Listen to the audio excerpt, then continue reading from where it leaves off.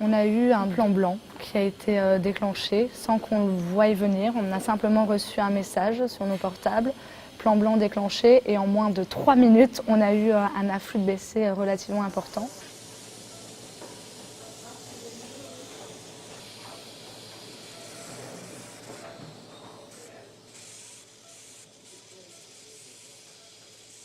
Les gens arrivaient soit en taxi-moto, soit en taxi, soit en ambulance aussi. Donc on avait entre une dizaine, une quinzaine de patients nouveaux par vague, et le temps de les prendre en charge, d'autres arrivaient. Donc nous, dans la partie logistique, sur le plan blanc, on est les premiers à devoir réagir pour mettre en place l'aire de triage, qui est la plus importante, et aussi le dispositif pour accueillir les différents blessés des zones vertes, jaunes, rouges au sein des urgences, et noires pour ceux qui sont décédés. Moi, j'ai surtout fait le tour des patients pour leur amener à boire, leur demander s'ils ont mal, en attendant d'être pris en charge par les médecins et les infirmières. Je leur demandais quel était leur niveau de douleur ou leur niveau de peine, qu'est-ce qui se passe, qu'est-ce qui leur arrive.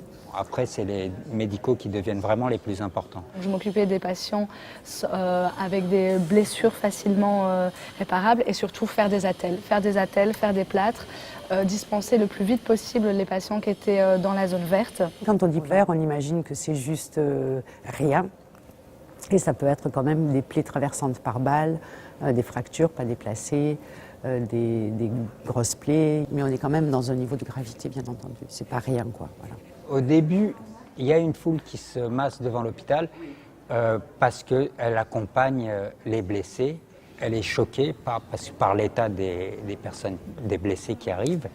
Ensuite, il y a une colère aussi qui s'exprime parce que là, il s'agissait d'une attaque vraiment complètement inattendue qui venait rallumer une tension que nous, on ne ressentait plus depuis longtemps. Et je pense que pour la plupart des habitants de Bangui, c'était vraiment un choc. Et on avait aussi très peur qu'il y ait des événements, parce qu'il y avait des barricades qui avaient été montées, des gens qui s'opposaient à ce que les autres circulent. Voilà. On a eu du soutien de gardiens qui n'étaient pas là, mais qui sont venus en renfort.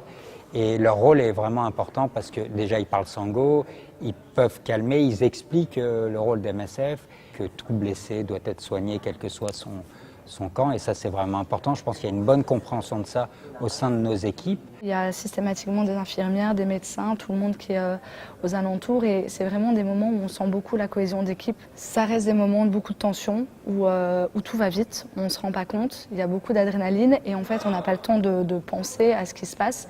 On le sent par après. Par après, une fois que le plan blanc est fermé, on sent la fatigue psychologique et la fatigue physique qui est ressentie le lendemain. Le lendemain, c'est assez intense, on se sent tous un petit peu à plat parce que c'est beaucoup d'émotions.